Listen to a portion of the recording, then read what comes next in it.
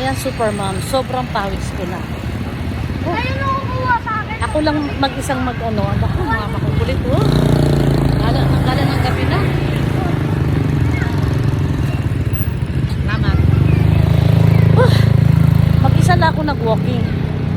Ang body ko si Jason, wala. Nanood ng concert. Nanood sila ng concert ng Rodrigo ba yun? Siyempre, batang yun, singer. Nasa ano sila, Bulacan Arena sila. Kasama si Joanna, si Zia, tsaka si Jamaina. So kaya ako lang ngayon mag-isang nag-walking. So nakaraos naman ako. Ang ginawa ko, mula 15 Palengke hanggang 15th Avenue Aurora. Yun ang ginawa ko. Tapos pagdating ko doon, balik naman ako. So nandito na ako ngayon sa 15th Avenue Murphy. Yan. So grabe na ng pawis ko, guys. Kung makikita nyo, sobrang pawis ko na. Medyo ano lang, medyo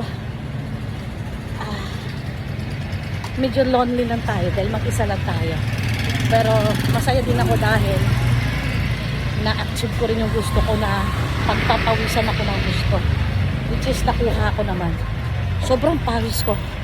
Ay, super. Ngayon, pero nag-umpisa ko kanina mula sa bahay.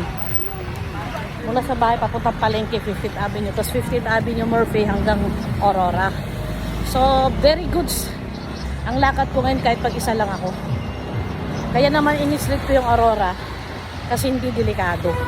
Kahit mag-isa lang ako. Kaya, ngayon, may pinalengke ako kanina. Dadaanan ko dito kay Manong nung binilang ko ng mani. Whoosh!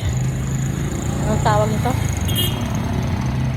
Iniwan ko, sabi ko Manong dadaanan ko. Kasi mga 10 pa naman siya magsasara. So, eto na, malapit ako kay Manong. Yan. Andito na ako sa Martis, Palengke. Bumili ako ng niyog kay Manong. Iniwan ko. Para habang naglalakad ako, wala akong bibit-bitin na plastic. So, mabait naman si Manong, kaya eto na, malapit na ako.